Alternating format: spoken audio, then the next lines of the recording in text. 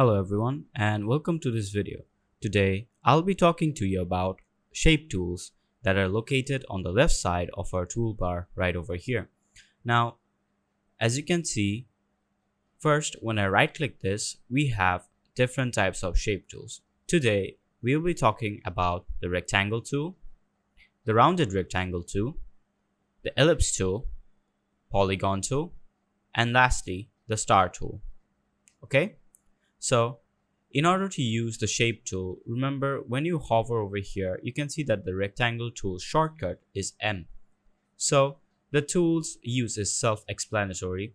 We have to select the shape that we want from here by selecting the right click, and then we can select the shapes that we have over here. Alright, so say that I want to create a rectangle in my artboard. I just select the rectangle tool over here, and then I can just create a rectangle like this. Alright, let me fill in the color with a different color so that you can understand. Say I want it in blue, and my stroke should be black, and let's increase the stroke to a certain degree so that you can understand. There you go. Now you can see that my rectangle has been formed over here, and then with the selection tool I can move it anywhere in my artboard. Alright, so now that you can see, this is what the rectangle tool does. Let me show you the different ways in which you can make your rectangle. Okay, so now let's just select this and delete it and create a new rectangle from scratch. Okay, now this time let me just click on the artboard instead of drawing a rectangle, and you can see that it brings up an option where I can edit the width and height of my rectangle, and over here you can see that I have constrained width and height proportions. Now if I click on that, you can see that it will constrain it. Alright, now let's say that I want to keep it constrained and press OK. Now you can see that the rectangle over here is pretty decent, just like the last time. Okay, let me just select the selection tool, and there you go, there's my rectangle. And now after that, I'll show you how to edit the rectangle. Okay, say you want to make your rectangle into rounded corners, so you can just click on this dot near the corners of the border and just click it and press it further until you have your desired shape. Alright, now say you want to only select a significant corner. For that, we'll go over here and select the direct selection tool, click on this once, okay, and then we'll just press it down, and you can see that this time instead of all the corners, it's just giving me one corner. All right, so that is how you do that. But if you want to just not do that, you can just use the selection tool over here and then double click it and then do it for the same effect. All right, you can also use this anchors over here to make your shape big, tall, or narrow, as you can see over here, and these anchors help you in many ways while making your shape. And say you want to make it short or small, rectangle, or the shape over here. So say you want to change the appearance, from here you can select the color of the color fill inside our rectangle. Say I want it to be orange, so I'll select that, and from the stroke you can select this option, and then you can select the stroke's color. Say I want the stroke to be red, you can see that it changes its color simultaneously: green, blue, dark blue, and etc. And you can also see that we have a gradient color as well, and also we can select from these few foliages as well. Now let's say instead of the fill over here, I want the foliage to be like this. There you go, you can see that changes its color according to my instructions. All right, now in case you want to decrease the opacity of our rectangle, you can just select this option over here. After that, you can see that it reduces its opacity and the rectangle is a bit blurry, as you can see. Let's just reduce it all the way down. Now you can see that the rectangle is less visible, but not like before. Okay, let's put it back up to 100%. All right, now that we're done with the rectangle tool, let's go with the rounded rectangle tool. Okay, let's just turn this into a smaller version of itself. There you go. Now for the rounded rectangle tool, right click over here, then select the rounded rectangle tool, and now you just create it. Over here you can see that the rounded rectangle tool, unlike the last few tools, it has a rounded corner. Over here you can see that the stroke over here, it's pretty round. Let me make the shape bigger so that you can understand, and let me zoom in a bit. Here you can see that the shape itself has a rounded corner instead of a rectangle, instead of the rectangle last time, which has a rounded corner itself. All right, so this is the difference between the rectangle and the rounded rectangle tool. Okay, now let's just go back. Okay, all right, now after that, if you want to edit or change the shape of your rectangle tool, you can just select the direct selection tool and say I want to change this specific shape, double click on it, and you can also edit the type of rounding that you want or the corner that you want it to be in. Now let's say I just want to edit this certain corner, I just select this and it will happen. Now let's say I just want to select this anchor over here and just change its shape. Now you can see that changed the shape from that rectangle into this shape. Now say I want to change the anchor over here or path to this certain shape. Now you can see that it changed the shape according to itself. There you go. This way you can create many different types of designs using our direct selection tool. Okay, there you go. Okay, now that we are done with the rounded rectangle tool, let us go forward with the next tool, which is our ellipse tool. Okay, so for the ellipse tool, the shortcut is L. Let's just select that, and the ellipse tool is basically a tool that helps you create a circle or any other forms of oval or rounded shape. Okay, so as you can see over here, the circles like this.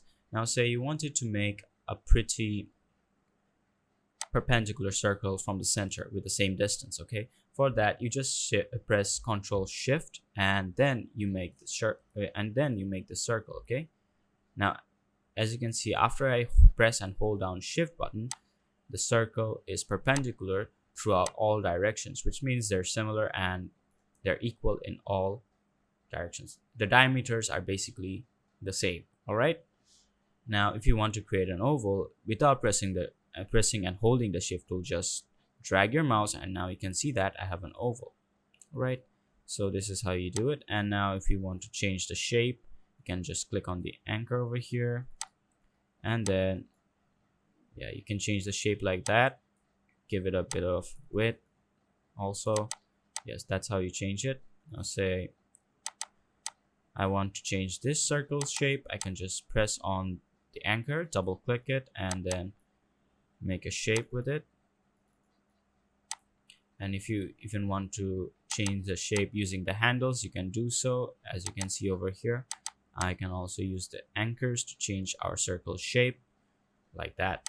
All right, so that is basically how the circle tool works. Okay, let's just use the direct use the selection tool, delete that, make it a bit smaller. There you go, there's our circle tool or the ellipse tool. Okay, after the ellipse tool we have the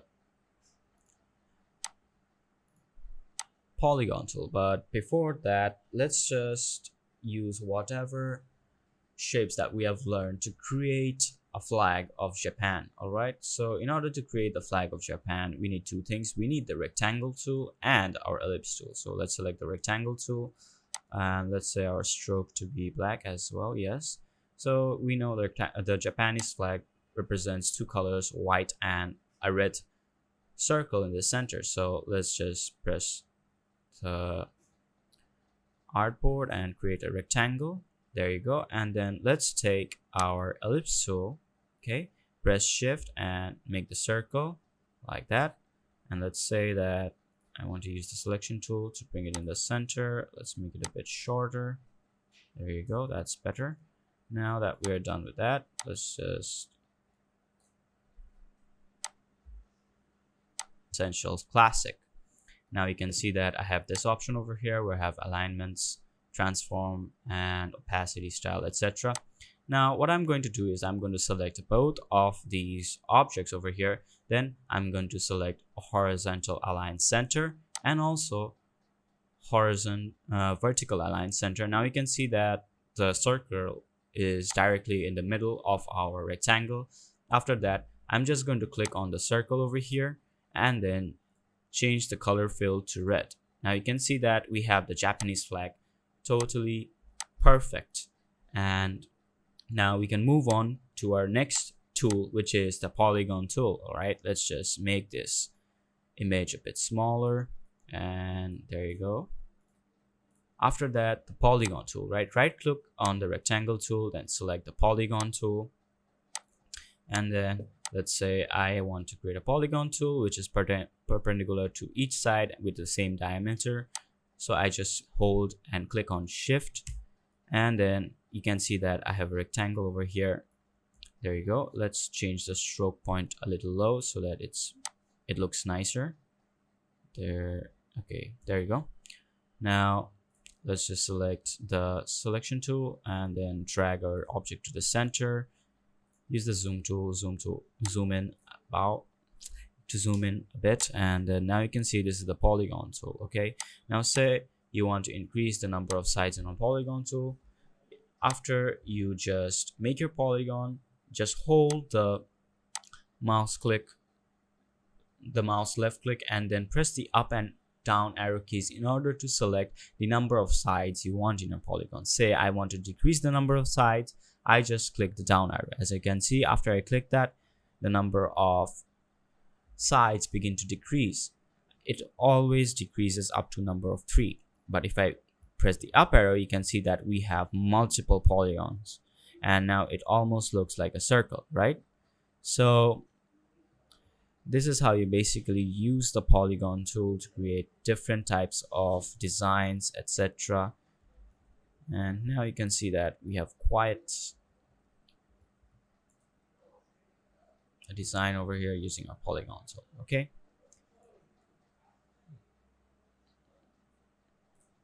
there you go.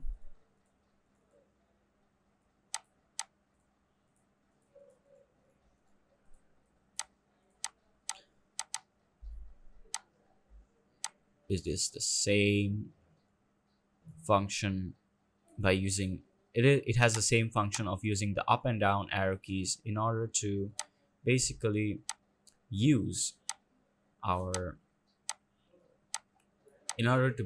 increase the number of sides we need for our tool. So now let's select the star tool and then create a star shape. As you can see over here, we have created a star shape.